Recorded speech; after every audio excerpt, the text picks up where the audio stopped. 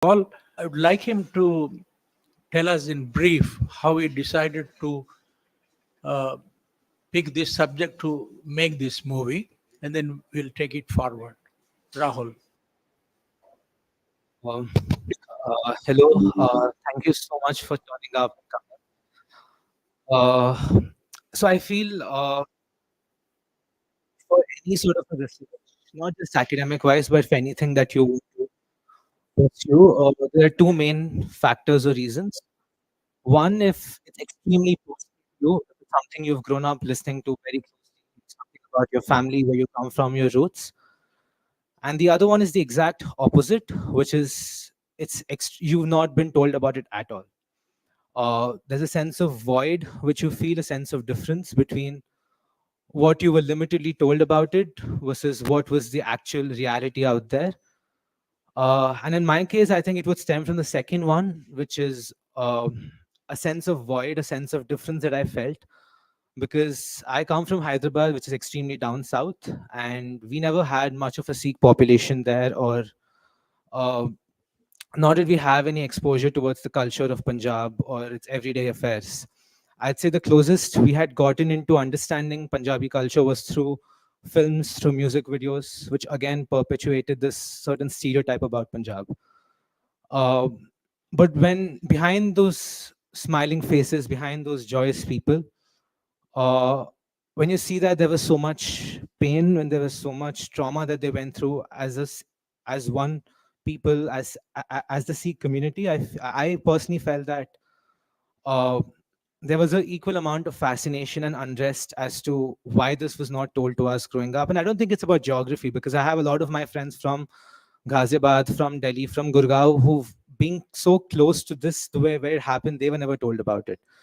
So I think there was just an amount of fascination and unrest that I wanted to meet. And when I came here for the first time 2 years ago to this city, Delhi, to intern at the Partition Museum, as much as it took me closer to the remnants, and when I say remnants, I don't mean it exclusively as a physical, I also mean it in terms of people's memory, their cultural remembrance of the partition.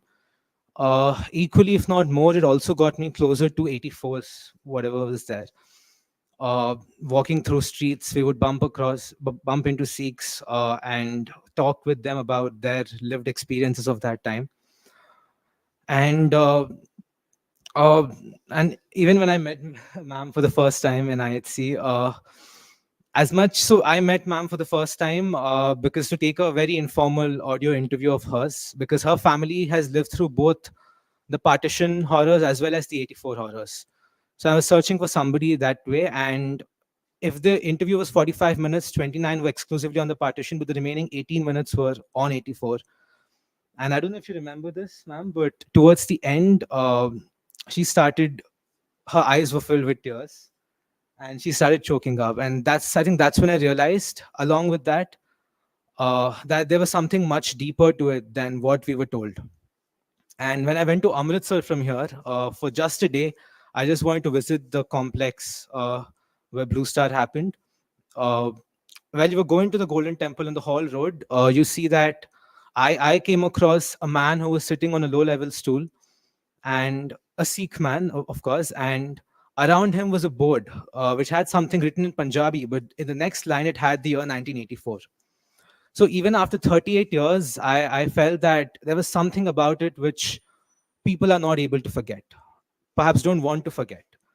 And that kept lingering for me even after I went back to my college and classes and everything. And then when I got the opportunity to work on my thesis, I was quite hesitant about it because I'm not somebody who's very academic. I'm not of somebody who engages with histories or stories in an academic form of way. And I spoke to my professors, and but they gave me the absolute freedom and flexibility to take this up as a documentary film.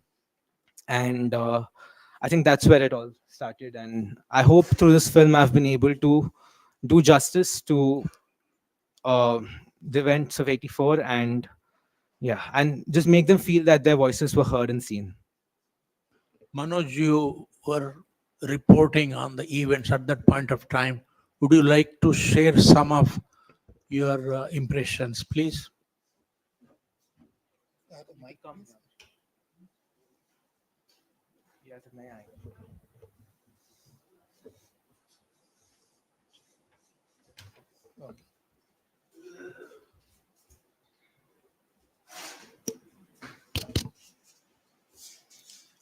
I first want to join you in congratulating Milind. Sorry, did I? Rahul Milind. You have two names. Yeah. Okay.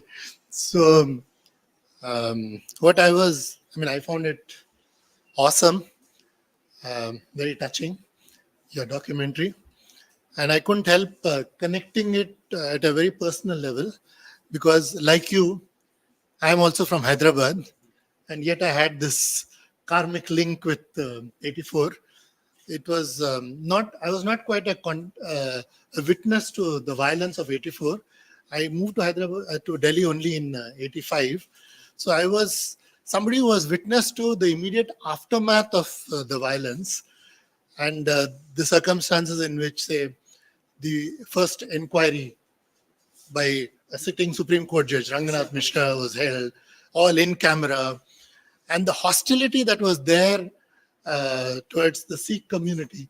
I was witness to that, and that was something that drove me to write a great deal on the subject, to pursue it, even though it had somehow disappeared from popular consciousness. I mean, it was no more as an issue that was pursued with any great interest by the media, such as it was.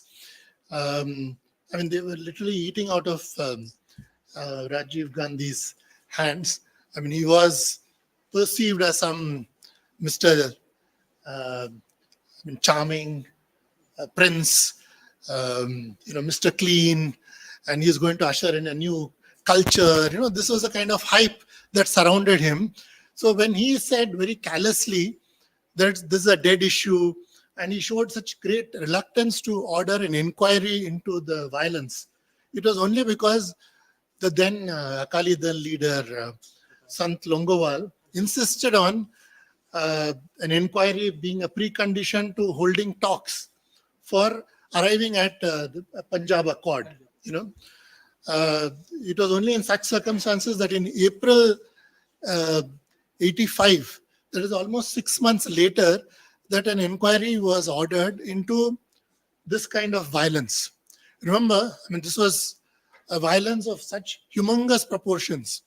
That brings me to part of your documentary where there was a discussion on terminology. Contemporaneously and for many years after that, what happened in November 84, although it involved a massacre running into thousands. The official death toll, which was arrived at sometime in 88, was 2,733 in Delhi alone. So we are talking about that kind of massacre of an unprecedented scale, never before and never after. Even then, it was referred to Manoj, merely as riots. It Mr. was never Pulkar, referred to as... Mr. Pulkar Yes, is joining us from where? I don't. Where is he? He is in the Punjab. I'm And he has no, been I'm in he was Goa. prominently in the My document. apology, I'm Welcome to not Mr. present Pulkar. there physically. Thank you for joining us. Manoj, please. I'm here only because I was told that he's not coming. Otherwise, he would have been a more appropriate person to be addressing you. Anyway, the point I was making was that the term that was used for several years was only anti-Sikh riots. And that was a very inappropriate word to use because the image it would evoke is that there was a clash between two communities. When what happened actually was an absolutely one-sided violence. There was one community that was attacked, and there was such complete police complicity. And it was not just police complicity, there was even official and political complicity at the highest level, as evident from another part of the documentary, which is that very famous or infamous speech of Rajiv Gandhi. Now, what you have to bear in mind is, when exactly did he deliver this speech? It was on 19th November 1984. It's about a fortnight after this massacre, right?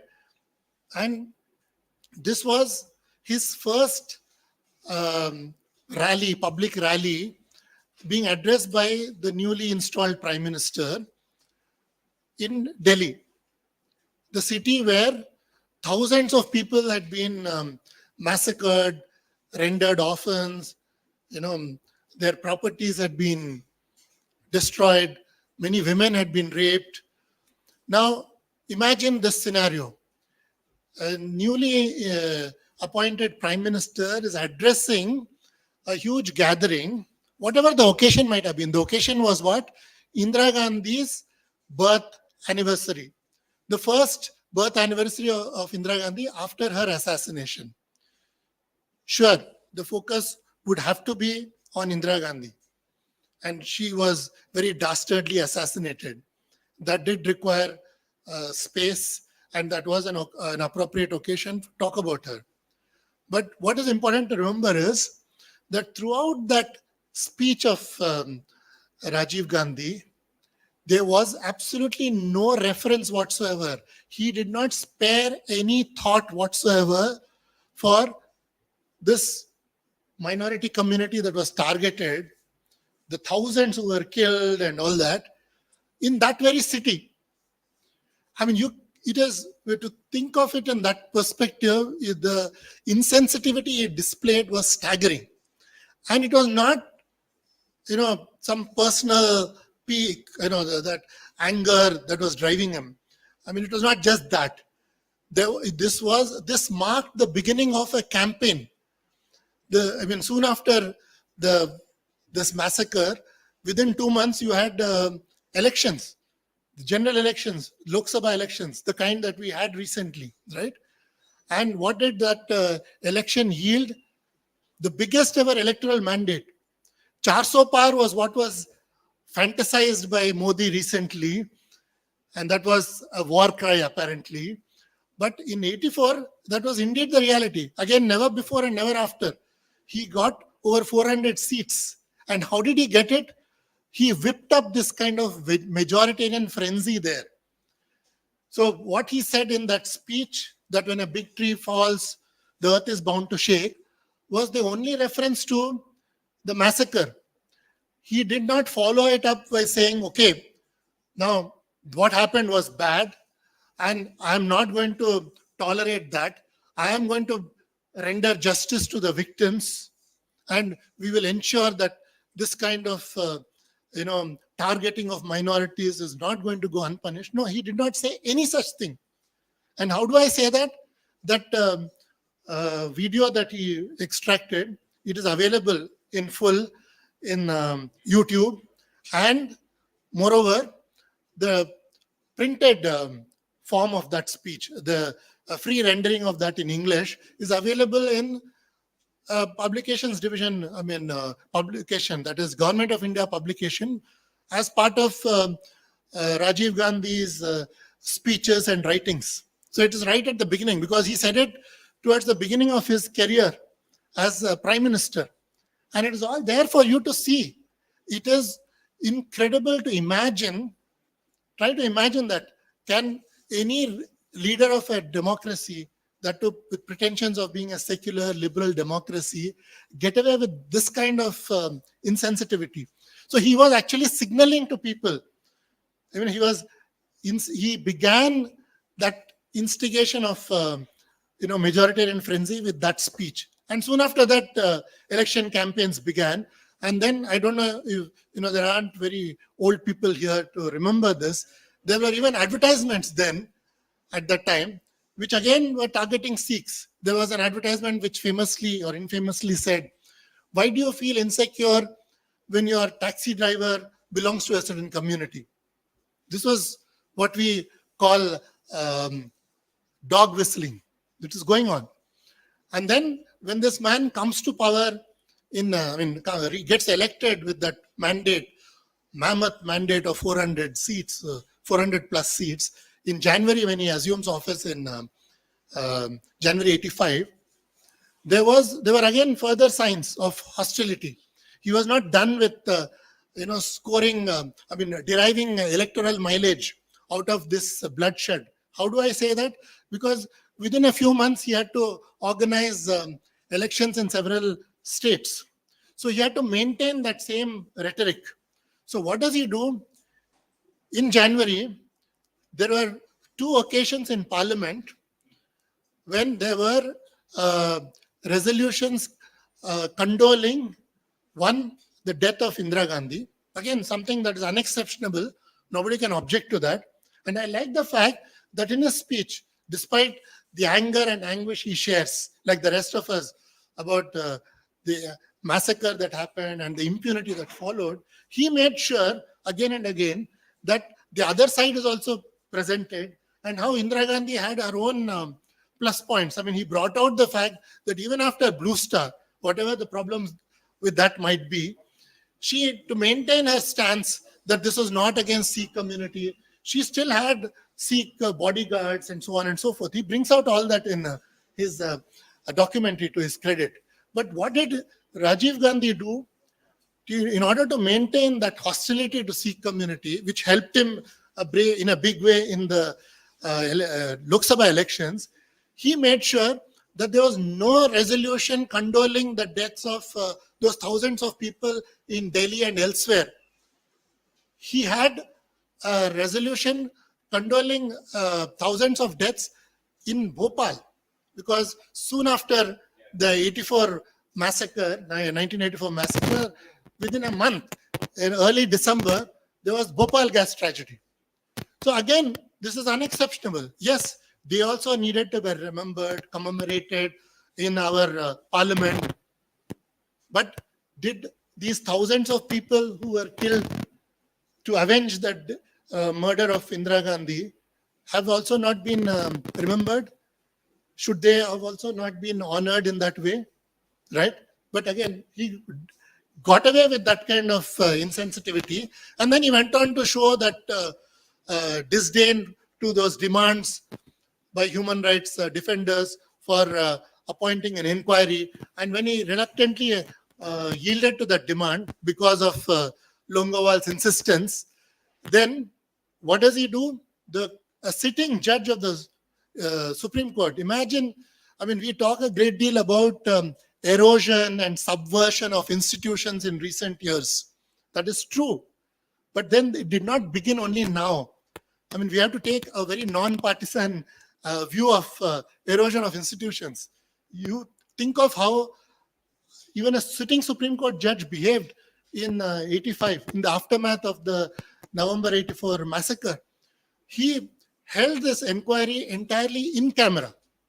And sure enough, what he produced was a whitewash. I mean, this is what happened then, right? And the other thing that I want to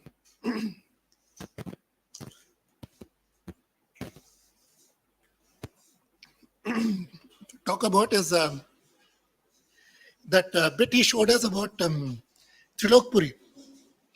You know, we are sitting about a kilometer from what was then the police headquarters. And Trilokpuri is barely 10 kilometers from the police headquarters. Now, what you have to bear in mind is that, as one of the victims there rightly said, and I was surprised, this came as a revelation to me. I thought every male member, adult male member in Block 32 Trilokpuri was killed. So I didn't know that one survived. You should have, in fact, asked him how he managed to survive. Now, imagine a massacre of this magnitude. I'm not talking about Delhi in general or the country in general. I'm talking about just this one community, one little locality, just 10 kilometers from Delhi police headquarters. And this massacre began sometime in the early part of November 1, 1984. That is about a day after the assassination, right? And that was the pattern everywhere. As Mr. Fulka in that in his piece to the camera said, that there was really no violence, at least till that attack on the president took place on the evening of October 31st. And then that was followed by a rehearsal to what followed the next morning. But the killings really began only on the morning of November 1. And then the biggest concentrated attack was in this Trilokpuri, Block 32. Now, the point to bear in mind, and it's astounding to uh, recall, that though it was barely 10 kilometers, nobody, the police pretended as if it was unaware of it, and they could get away with that pretense. The media also did not know about it till a couple of intrepid reporters from Indian Express, Joseph Maliakan and Rahul Bedi, who he refers to in the documentary, they happened to go there to that because on a tip-off from one of the persons who escaped. Yeah, there was one more person who escaped from that locality, and he somehow managed to, against all odds, at great risk, reach Bahadur Shah Zafar Marg, where several newspaper offices are located. And he goes to one or two of these places, and they shoo him away because they were also they also were influenced by that hostility to Sikhs, and they were also scared of what was happening. To their credit, these two reporters, and there was a reporter from Jan Satta, the three of them set out. And it was very courageous on their part. What you might otherwise think it's a very normal thing for a journalist to do, but this was happening a day later. By then, about 400 people were already killed, right? And they didn't know about it. So the next morning they go, and these are the circumstances in which this happened. And even then, it's not a coincidence that we don't really, we have very vivid, moving descriptions of what they found there, how they had to, very gingerly walk through those lanes because they were all, littered with parts of bodies, not even bodies, because they were butchered, burned, right? It's really, horrifying to read their accounts, their affidavits, but we don't really have any pictures of that. The point I'm trying to drive home is that it was pre-mobile phones, pre-smartphones. Cameras were a very scarce commodity, and there was no internet or anything of that sort. So all they had to do was block the paths, the few roads that were there to this tiny colony, and that is it. They could carry out this kind of massacre undisturbed for over 24 hours. So these are the circumstances, right? And so I told you about the boat club. And one last thing, that point I'll wrap up with this. What he said about the discussion on terminology. So as I said a while ago, contemporaneously the only word that was used then was riots, because that was safest, even though it was doing no justice whatsoever. It was far from a riot. It was a travesty of what actually happened, right? So it was only in the context of 2002 Gujarat riots. By then things had changed. Institutions had evolved a little bit. You had something like National Human Rights Commission, and Supreme Court also had begun to deal with the issues of mass violence. Otherwise, this public interest litigation or judicial activism in 80s did not extend to such serious issues. They used to deal with, say, environment and say child exploitation and so on and so forth, but not this kind of very politically sensitive issues. But by 2002 onwards, so that awareness had begun, thankfully so. So there was this debate at that time whether what happened in 2002 should be described as genocide or not. First time ever in 84, where the violence was on a larger scale, much larger scale, more than double of the death toll of Gujarat, where the violence was so one-sided, there was hardly any instance of police firing in Delhi or any police firing in which people were killed. But that was not the case in Gujarat. I'm not in any sense giving a clean sheet to what happened in Gujarat. But it was certainly not as bad as or as one-sided as it was in Delhi, right? Sure, what Gujarat dealt with was a more serious fault line. The Hindu-Muslim is a much deeper fault line, which has a much greater history, and it was therefore could be exploited over and over again. Whereas this Hindu-Sikh was thankfully a one-time fault line. It was exploited once, and that was part of the reason why when we in our book, the book that was written by Mr. Fulka and me, in our preface, we do discuss this terminology debate, right? And we quote one great expert on communal violence, Ashutosh Varshney, who's in Brown University, who said that all things considered, Gujarat 2002 was the first ever pogrom. Now, by then it was possible to use such terms, pogrom. That really was something that needed to be challenged, because if Gujarat riots was a pogrom, surely it was not the first ever one. What happened in 84 was even more deserving of that term pogrom. But the reason he gave for that was that there was somehow within Congress there was a remorse. After 84, there was remorse. That's why it was not worthy of being called pogrom. Now, that was also a very questionable claim, because after 84 violence, in January, after he came with this mammoth majority, what did Rajiv Gandhi do? In a further signal of his hostility to that particular minority community, which he was leveraging, that hostility he was leveraging for political benefits, what did he do? He promoted a minister of state to a cabinet minister, although that minister of state, that particular MP was from East Delhi, the worst affected constituency during the 1984 carnage. I'm referring to HKL Bhagat, who was then considered the uncrowned king of Delhi Congress and all that. So he was made a cabinet minister after that, and then an MP from Delhi for the first time was made a minister of state. Now I'm referring to Tytler. So these appointments by no means suggest that Congress was displaying remorse, right? They were being rewarded, right? So then when recently I happened to meet Mr. Varshney, Dr. Varshney. This is, by no means I'm questioning his expertise. He was aware of the criticism I made in my book. And so this issue cropped up in our conversations. I asked him, how could he do that?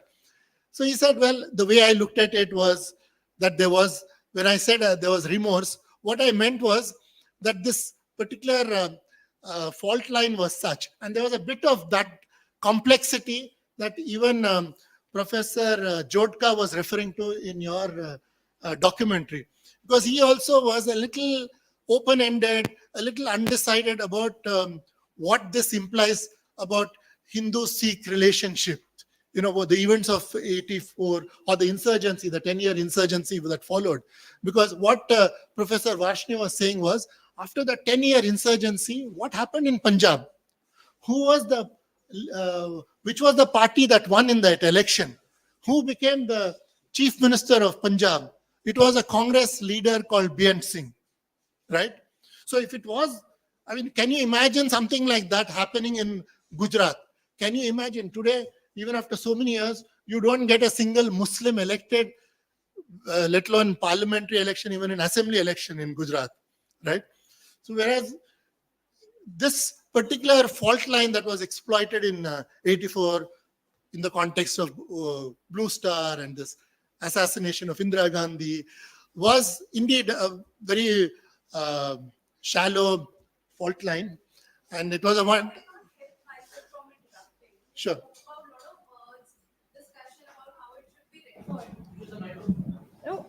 How have you concluded to refer it as? Because while he was talking, he left it open-ended, like whatever, 84, whatever. You Yeah. said So insensitivity. Then you said riots against a minority. So what is your take on it? How do you look at it? You yourself mentioned that there was a discussion, should it be called a genocide or a pogrom? yeah, But again, that's the discussion. now you're concluding towards, it's a very shallow something. But what exactly is the right word you'll use for If you it? look at this, I'm talking about the fault line, Yeah, the political so or social fault line. Let's not get to the cause. Yeah. When we're referring to the I'm event, how not is it? in any sense referring to the violence. If you consider the scale of the violence, there is nothing that comes anywhere near what happened in November 84 in Delhi. So what's the terminology? Why are we not So- using it in the so, discussion as he here? rightly said, genocide also is something that people would question, because one element of genocide is that this is something that the judge of the judgment in Sajjan Kumar's case, the one where Sajjan Kumar was convicted by the Delhi High Court, and the judge is a very reputed one, a very respected one, Justice Muralidhar, in his judgment discusses this concept of genocide, and he quotes one global expert, legal expert, to say that genocide is a term that involves an intent to destroy partly or wholly the community that is targeted. Now, if you are using the term genocide, therefore, legally, the bar is very high. You will also have to establish that there was such an intent to destroy that community. Therefore, what Justice Muralidhar says in his judgment is that the term that should therefore be used is that it was a crime against humanity where this kind of an element is not required. You don't need to establish that there was an intent to kill that entire community or partly or wholly, right? So the fact that there was this kind of a scale of violence and that there was this kind of official police complicity, that is reason enough for it to be referred to as crime against humanity. So the reason I'm going into that history, into this whole terminological debate, is to show that, look, I'm now 60.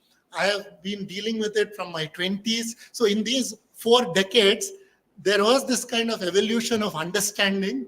And now there is a greater willingness to engage with this term. Otherwise, in my time, when I used to write about it as a young reporter, my seniors, all the political pundits of that time used to say, look, you are being a little naive, a little misguided. There was a serious attempt to balkanize our country. So that community needed to be taught a lesson, and there was a need for us to send out this signal for sanity to be restored, for law and order to be restored. That's why it's genocide. It was a plan. Yeah, It was a plan saying against one community. sure. So that some lesson can be taught to Certainly, a particular community. Yeah. So we should say it's a genocide. Reason No, no, being, we can say it was anything. it was a clear attempt to finish all the 6. It was a state-sponsored program.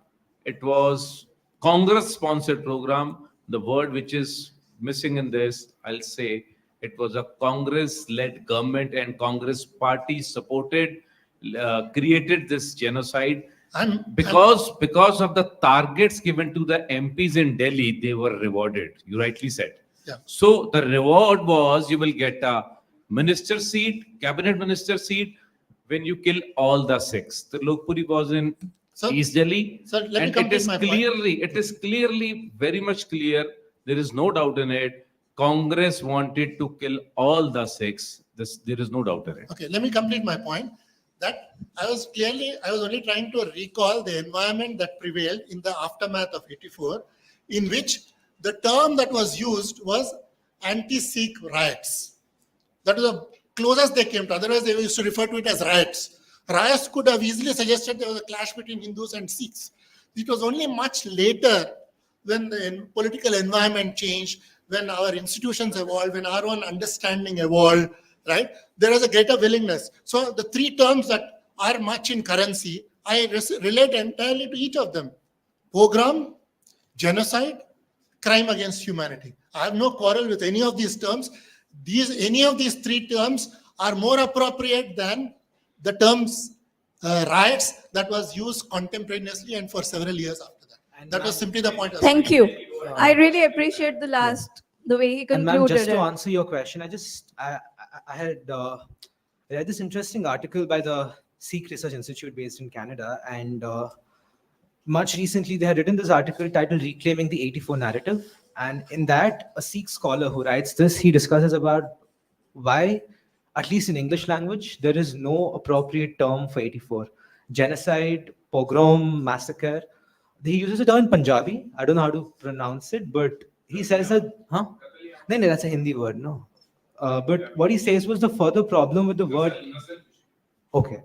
The further problem with the word is that it takes away agency from those who have experienced genocide and instead gives them a sense of passivity. So it tried to portray Sikhs as passive victims and grants them victimhood, where in so many of these areas, where it was a one-sided attack, there was also a certain uh, resistance among the Sikhs, where most of them fought back. Also, they tried to fight back. If they were, even though they were not successful in some areas, they tried to fight back whatever they had, and that's why when we went to uh, widows colony, the young girl there, she told us that we call them Shaheed. We don't refer to ourselves as victims. We call ourselves martyrs because they sacrifice their lives for our community. So it's an interesting article. If you want, I can I share would, that with yeah, you. For please sure. share that. Sure. I really appreciate, because when you started talking, you said that this does justice. That was how you started, the we're trying, it brings justice in some way to the victims of this. And if you're not able to build the premise on the right word, we don't know what is going to get us justice. If you're going to say it was an insensitivity, we don't need injustice for that. We can just say sorry and pass by. We have to find the right terminology if we really have to get the right justice. No, I was not. No, Let me not you, clarify. it's- I was not using the word insensitive as an alternative to genocide, or No, but I was used that term in the context of his speech at Boat Club, right, where he did not even feel the need to make any reference, even a passing reference to the Sikhs who were killed in the name of avenging that is his very mother's right. death. And the kind of aspect he's brought about with the Lokvirika Gurdwara So and I the wanted Shaheed part, yeah, it's I very wanted important to, for I wanted us. to drive home the fact that if that particular expression became so widely known, it was in no way injustice to Rajiv Gandhi's speech. It was, it was not as if, you take one stray expression and blow it out of proportion. That was not truly representative of his speech. No. If you actually hear his entire speech, if you actually see his entire speech, then you can see that what he said about this very perverse formulation of his, that when a big tree falls, the earth is bound to shake, is indeed representative of the Prime Minister's speech, the Prime Minister's first ever public address, right in the city in which this massacre took place. That's what I was trying to drive. Yeah. Okay. Friends, can we? Mr. Pulga is waiting there.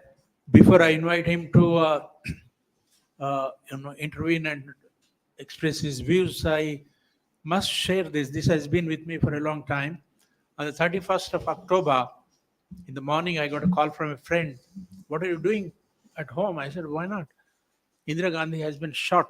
She has been admitted to AIMS. So I rushed there and spent the whole day there. All India Radio could not broadcast the fact that Mrs. Gandhi was already dead, because in the same bulletin, they would have had to say who is the successor. So Ram Mohan Rao, who was the DG of All India Radio at that time, he told me, because we didn't know who was going to succeed, so we had to, stop broadcasting that. In the meanwhile, Mark Tully put out a story that Mrs. Gandhi already died, and Rajiv was in Calcutta at that point of time. Mr. Zail Singh was in Aden. He was on his way back. He already knew before he boarded a plane in Calcutta or Kolkata that his mother died. So when he landed at the airport in Delhi, a lot of his close friend, people close to him, went to inside the plane. R.K. Dhawan was one of them. And he said, Meri maa ko kisne mara? Somebody told him, Sardaron ne. Aisa kya? Maro salo ko. That was the beginning of the whole thing. This is not known to anybody. I knew this at least 10 years ago, but there was no occasion for me to disclose this. A friend of mine who was close to R.K. Dhawan told him that, and he told me this. Okay. Now, Mr. Pulka, you valiantly fought for a justice for the Sikhs by arguing their cases and all that, and you have given, your views to Rahul. Please share your views at this point of time about what happened after that. it was not just one chap who is in prison at the moment. There were several other people floating around. They have not been punished. I don't think the Sikhs have got justice. Anyway, it's a different matter altogether. What are your views on the subject, Mr. Pulka? Thank you so much. And my apologies that I am not in Delhi. And Rahul asked me to join, and I am joining it. I am here primarily to thank Rahul. Rahul has worked very hard on this. And I was so impressed when he came from all the way from Hyderabad, all alone to Delhi, and with the camera in his hand. There was no one along with him, and he went all the way to Amritsar all alone. And this is, I really admire his courage. In such a sensitive topic, many people even are afraid of even talking about it. This is a young student who's going around alone, this recording the history and this making this such a great documentary. I have seen the documentary. It is very good. Thank you so much, Rahul. Now, as far as we were discussing about the term. Now, this is a genocide. There's absolutely no doubt about it. Justice Muralidhar also in his judgment has said, though he says it's a crime against humanity, but he also says that it's a genocide also. And as far as the now in at least two, three times. The Home Minister of India has also admitted that this was a genocide. There's absolutely no doubt. But during those days, when this 84, the genocide term was not so popular, even the convention came later. So that is as far as this part is concerned. Now, as far as the cases are concerned, now this case, you see, the statement of Rajiv Gandhi, which Manoj Mitta has referred to, जब बड़ा पेड़ गिरता है तो धरती हिलती है, ये स्टेटमेंट ऐसे ही नहीं दी गई. इसका एक पर्पस था. ये एक मैसेज कन्वे कर रही थी. प्राइम मिनिस्टर की पहली पब्लिक स्पीच, उसमें ये मैसेज कन्वे कर रहे थे कि जो हो गया सो हो गया, बात खत्म. ट्री, एक बड़ा ट्री गिरा, ये तो होना ही था, ये तो धरती तो हिलनी थी, हो गया. तो it was a clear message, and this message was carried all over. You see, the cases were not registered. In whole of Delhi, there was a set wording, only same wording FIRs were registered. Every FIR says a police officer is himself recording that FIR. यहाँ पे कुछ दंगे हुए, कुछ मारताड़ हुआ, पर prime minister को मारा, लोगों को गुस्सा आया. All FIRs. Then all those victims who filed their complaints, they were tagged with it. The people didn't even know what has happened, what's happening. The first time it is the PUDR report which came out, and in the last week of November, that's the time the people came to know that at what large scale is the violence and what the victims are saying. So in the criminal justice system, FIR is the foundation. They didn't even write the FIR. You see this case of Sajjan Kumar in which he is convicted and he is in jail. And along with him, there is one ex-MLA, he was also convicted. And after 4 years in jail, he has died last year. And one councillor, Balban Khokar, he is also in jail. He was also convicted along with Sajjan Kumar. Now, that case was started in 2005. 21 years after this. And after that, 2005, after that, this judgment of convicting Sajjan Kumar of Muralidhar judgment came in 2018. So an attempt was made to just to wrap everything under the carpet, कि जो हो गया सो हो गया, भूल जाओ. But this was the attitude, and all those people who who were named by the victims in the first ever statement. If we see the first, actually the FIR is the PUDR's report. FIR is the first information which is given by the victim. The police didn't even record it. It is the PUDR volunteers who went from camp to camp and they recorded the statements of the victims. And the victims named these people, which Manoj Mitta was referring to, HKL Bhagat, Jagdish Title, Sajjan Kumar, and they were promoted. HKL Bhagat was promoted. The chief director for the first time was made minister, and almost all the police officers whose name figured prominently, they all were promoted. All were promoted. The DCP of the East Delhi, Seva Das, Manoj was referring to this Tarlokpuri area. In this Tarlokpuri area falls in the Kalyanpuri police station. Now, in the Kalyanpuri area, there's a community of the Sikhs which is called Sikligar. Now, they used to make the arms for the Sikh army from the time of the Gurus. And so there was a tradition that to keep a weapon at home. These people had 25 licensed guns. Now, this DCP Seva Das, he goes and seizes all those 25 guns, and he arrests those 25 people, put them in the jail, and after that, single the mob to attack. And the mob attacked, and 200 people are killed only in that area. And all the women were made to sit in the park at night. At night, these goons used to come with the torches, pick up whatever woman they like. So this is the kind of things were happening. So now, since we are talking about the justice, you see, the attempt was made that no one is punished because they were all their own people. And I would say this is not only the Congress party, though the Congress party was the main, but not only the Congress party, the deep state was very much involved into it. Intelligence agencies. That is the reason that even during the opposition government also, during the VP Singh time also, much progress could not be made. When the CBI went to arrest Sajjan Kumar, this was in the month of August. In the month of August 1990, during the BP Singh government, the CBI team was kept as a hostage. They were not allowed to take away Sajjan Kumar. Their jeeps were burnt, and the Delhi police did not come to the rescue at all. So this was the state of affairs. It was all a pre-planned. Now it is very clear. Now we do not have the time to give. We have now enough evidence to show that this was pre-planned during the lifetime of Mrs. Gandhi, that if something happened to Mrs. Gandhi, this is what will happen. Even the GB Singh, the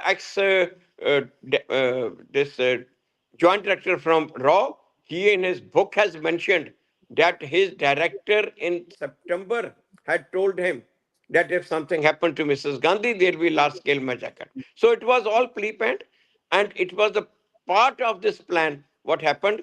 Not only the Congress party, the deep state was also involved. Intelligence agencies was also involved in executing it. So therefore, the proper term to call it a genocide. And these days, crime against humanity and genocide are synonymous terms which are used. So thank you so much, Rahul. Thanks a lot that you have brought this and come out with such a nice film. Thank you so much. Thank you very much, Mr. Pulka, for taking time for us. Simran, the documentary begins with you and ends with you. What are your impressions? And also propose a vote of thanks. So I think, Rahul, it's a brilliant piece of work. And I think it's not only intellectually made, I think you've been able to understand the emotional part. And I think in anything we do, which is a work of art, I would say this is a work of art. The balance matters. We can understand things sometimes intellectually, but we miss out on the emotions, or sometimes we get so emotional we miss out on the intellectual gravity. So for me, I think this is the biggest strength of your documentary, that you got the gist, the emotions of the people, but you also were able to deal with the intellectual part of how one deals with past memories, and how it's a generational thing for people like us who were very young when that happened, for people who lived through it, and I think for the coming generation, how they will understand it. So your documentary, I think, will be a great way for the coming generations to understand this issue. And with a lot of affection, I say a vote of thanks to you for coming here, for being with us. And also a big thank you to Manoj Mitta and to Advocate Fulka for coming here, being with us. from all of us here at FCC, we've been honored to be a part of Rahul's journey, and I'm very glad we had a good audience, and we wish Rahul a lot of success in the coming days. Thank you.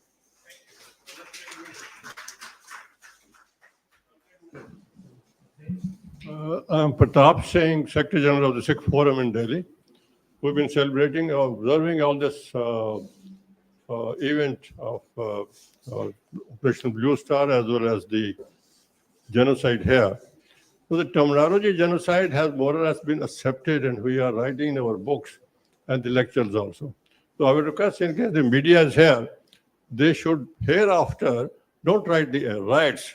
They should change the terminology to a respectable level so that it looks like some piece of justice understanding. That time there was no understanding. A normal constable in the police, he won't know the difference between what genocide is or what the danga is. For him, it is only a danga. And he is right from that angle. And the translation done is right. But now the times have changed. 40 years upon, intellectual people have come to play. The media has now much more responsibility and sensibility. I think as the time comes, this terminology should be changed. Good for all the writings, as well as in the quoting, where they're quoting it. Nothing more I want to say. I have seen this. We've been part of this whole system. And we do bring out a Sikh Forum magazine, which is touching all these stories of the 84 November and thereafter progressive development made. All the people who have been killed here, they've been listed here. Not only here, even Kanpur and the Bokharu, those places, they're all listed with us so that you can refer that to that one. The booklet, I have given 2 copies to Rahul. He can give you one. Or with some more copies, you can reach to him. There's no problem. Thank you very much. And thanks for all for a wonderful job done.